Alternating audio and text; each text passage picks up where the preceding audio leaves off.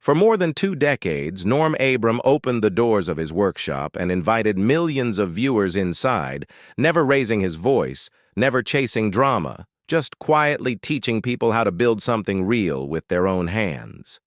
Week after week, his calm presence turned complicated woodworking projects into something that felt possible, even for beginners. Then one day, without warning, the doors closed and the show simply disappeared. No farewell episode, no explanation on screen, just silence. And ever since, fans have been asking the same question about Norm Abram and the workshop that shaped a generation. A show that never felt like television.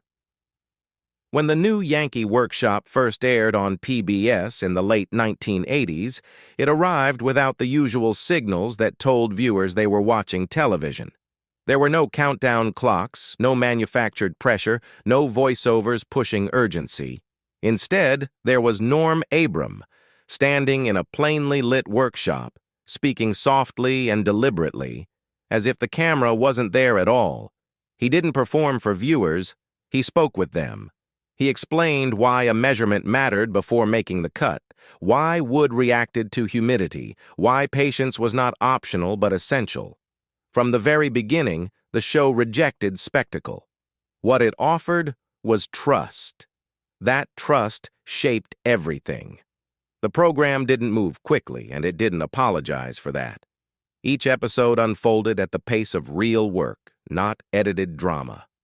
Norm walked viewers through the entire process, planning, layout, cutting, fitting, assembly, and finishing, without skipping steps or hiding complexity.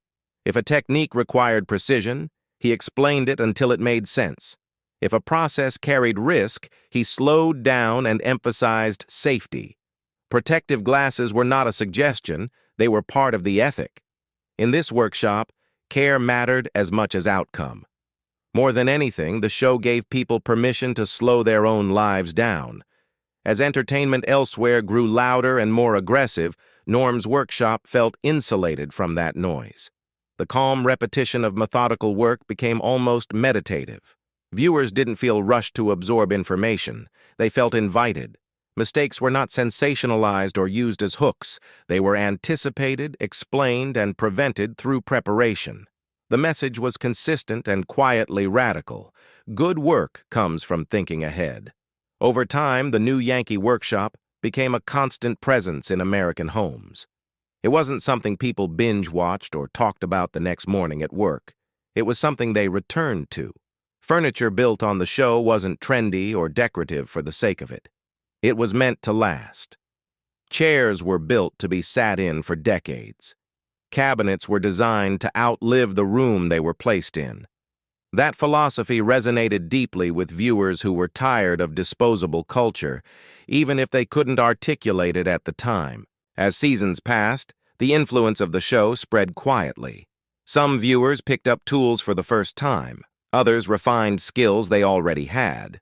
Many never built a thing, yet absorbed the values embedded in the work: discipline, patience, respect for materials, and pride without ego. Norm completed hundreds of projects on camera, and each one reinforced the same truth. Shortcuts always reveal themselves in the end. From the outside, there was no sign of decline. The audience remained loyal. Support never wavered. The workshop functioned as it always had, which is why, when it ended without warning, the silence felt so profound, like a steady voice suddenly gone mid-sentence. The weight behind the calm voice. To understand why the workshop doors eventually closed, you have to understand what it actually took for Norm Abram to stand there so calmly every week. On screen, everything looked measured and effortless, as if each project unfolded naturally from start to finish. But that calm was the result of an enormous amount of unseen labor. The new Yankee workshop was never a casual shoot. Every episode began long before the cameras were turned on, with Norm alone at the drafting table, working through designs, calculating dimensions, and anticipating problems that viewers would never notice because they had already been solved. Norm wasn't given a script or a set of prefabricated plans. He created the projects from the ground up. He selected materials, tested joinery, adjusted proportions, and often built portions of a project in advance just to make sure the process could be explained clearly on camera. If something didn't translate well for a home woodworker, it was reworked.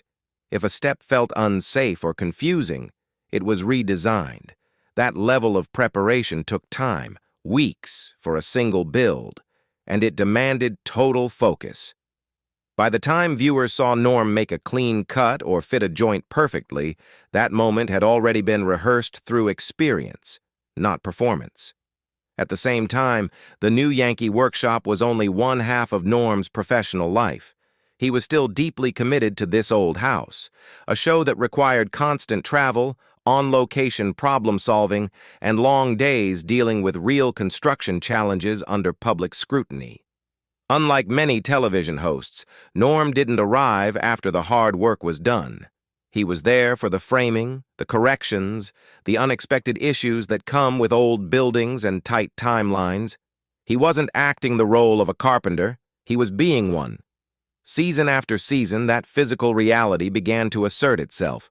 Carpentry is demanding work even without cameras. Add deadlines, multiple takes, and the expectation of precision, and the strain compounds quickly.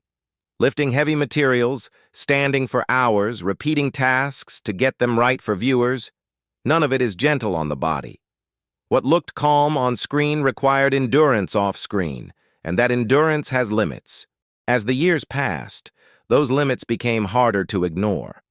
The pace that once felt sustainable began to feel relentless. Filming schedules collided with family obligations. Personal projects that mattered to Norm had to be postponed or set aside. The workshop, once a place of focus and satisfaction, became another obligation competing for finite time and energy. Gradually, Norm spent less time there, not because his passion had faded, but because something had to give. Quiet speculation followed. Some assumed he was losing interest. Others framed it as burnout. Those explanations were too simple. The truth was more grounded and more difficult. Norm had built his reputation on doing things the right way, without shortcuts, without compromise. Maintaining two demanding television roles while holding himself to those standards was no longer realistic. Continuing would have required lowering expectations, simplifying projects, or delegating the work that had always defined his hands-on approach. That was a line Norm Abram was unwilling to cross. If he couldn't give the workshop his full attention, mentally, physically, and ethically, then continuing felt dishonest. The internal conflict between devotion to craft and the reality of time and energy didn't erupt into drama. It settled quietly into certainty. And that certainty would soon lead to a decision that felt sudden to viewers, but had been building slowly, season after season, behind the calm voice they had trusted for so long. The rumors that never fit the truth. When the new Yankee workshop stopped producing new episodes, the absence of an explanation created a vacuum, and into that silence rushed speculation. Some assumed the audience had moved on, that woodworking no longer held the same appeal in a world leaning toward faster, flashier entertainment. Others claimed funding had dried up, or that public television was quietly trimming programs that felt too traditional. None of those theories survived close inspection, but they spread anyway, because viewers were searching for a reason that made sense. The facts told a different story. Ratings had not collapsed. The show still had a loyal, engaged audience that followed Norm season after season. Underwriters remained committed. From a business standpoint, there was no emergency forcing the workshop to shut its doors. If anything, the show was stable in a way few long-running programs ever achieve. That stability only deepened the confusion when production stopped. Behind the scenes, a more uncomfortable question began to circulate. Could the show continue without Norm Abram? For producers, this was not a casual discussion. Norm wasn't a presenter who could be swapped out with another face. He was the voice, the authority, and the trust behind every project. Viewers didn't tune in for spectacle. They tuned in because they believed him. The idea of replacing Norm sparked immediate resistance, even before it became public. As word leaked that a replacement might be considered, the reaction was swift. Fans pushed back hard. Letters came in. Online discussions turned defensive. The message was clear and consistent. The new Yankee workshop without Norm Abram was not the same show. Any new host would be measured against him, and that comparison would be impossible to win. Producers understood the risk. Continuing the show without its foundation would damage not only the program's credibility, but the legacy it had built over decades. At the same time, rumors of backstage conflict began to surface, as they often do when a long-running series ends quietly. Some claimed creative disagreements. Others hinted at personal disputes. These stories didn't align with reality. There was no dramatic fallout, no argument that pushed Norm out the door. In fact, the opposite was true. The decision to stop was made with respect, restraint, and an understanding that forcing the show to continue would betray everything it stood for. By the time these rumors reached full volume, the real decision had already been made. The workshop didn't end because it failed. It ended because the people behind it refused to let it become something lesser, walking away while it still meant something. For Norm Abram, the hardest part of ending the new Yankee workshop was not walking away from television. It was walking away from a routine that had defined his life for decades. The workshop was not just a set. It was a space built with his own hands, shaped around his habits, his tools, and his way of thinking. Every bench, every cabinet, every carefully placed machine reflected a system he trusted. Letting go of that rhythm meant letting go of a version of himself that had existed for more than 20 years. By the time the show reached its final seasons, Norm was no longer interested in proving anything. He had already done what he set out to do. He had shown that woodworking could be taught patiently, without ego. He had proven that viewers didn't need drama to stay engaged, only clarity and honesty. More than 200 projects later, repeating the process began to feel less like growth and more like obligation. Norm understood that staying too long can quietly erode the standards you once protected. There was also the matter of time, real time, not television time. Years spent filming meant years spent away from family, away from private work, away from the slower pace he encouraged others to embrace. Ironically, the man who taught millions to measure carefully and avoid rushing had been living on a relentless production schedule himself. Continuing would have required compromises, and compromise was never part of his philosophy. What made the decision more painful for viewers was how little it was announced. There was no episode framed as a goodbye, no final project designed as a tribute. The show simply stopped. That silence wasn't an oversight. It reflected Norm's personality. He didn't believe craftsmanship needed ceremony. To him, the work spoke for itself. But for the audience, the lack of closure felt like a door closing mid-sentence. Still, the decision was firm. Norm chose to leave while the workshop still represented what he believed in.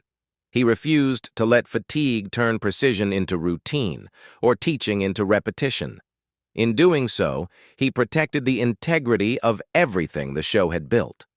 The ending hurt precisely because it was honest. And that honesty would shape how the show's absence was felt long after the cameras stopped rolling. After the doors closed, the questions remained. When the workshop doors closed for the last time on television, the new Yankee workshop didn't fade out gracefully. It vanished. For years after production ended, fans searched for answers in reruns, archived episodes, and scattered interviews, trying to understand how something so steady could simply stop. Unlike shows that end amid controversy or collapse, this one left behind only absence, and absence has a way of growing heavier with time. For a while, the series lived on quietly through official platforms. Viewers could still access episodes and project plans online, revisiting builds they remembered by heart or discovering details they had missed the first time. The workshop felt preserved, like a museum frozen in motion. Then, without much warning, even that access disappeared. Licensing agreements expired, and suddenly decades of work became difficult to find. For many fans, it felt like losing the show all over again. That disappearance sparked a deeper realization. The program hadn't just taught people how to build furniture. It had shaped how they thought about work, patience, and pride in craft.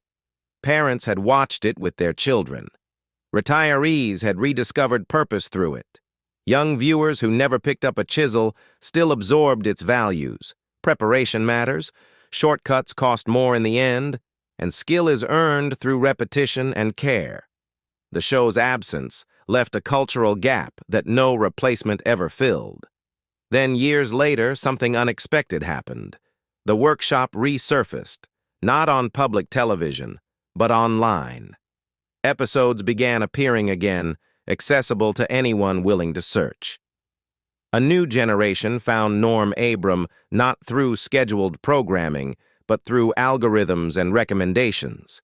Stripped of its original context, the show somehow felt even more timeless. The absence of trends, the lack of flash, the quiet authority of Norm's teaching, all of it stood out even more in a digital world built on speed. What became clear was this: the show had ended, but its purpose had not. The workshop remained intact. The tools stayed where they were. And the lessons, once taught, didn't disappear just because the cameras stopped. So maybe the real reason the new Yankee workshop ended isn't something dramatic or scandalous at all. Maybe it ended because Norm Abram understood when to stop, before the work lost its meaning. Do you think shows like this could ever exist again in today's television world? Or was this truly the end of a kind of craftsmanship we won't see twice? Let me know what you think, and if this workshop meant something to you, don't forget to share your story below.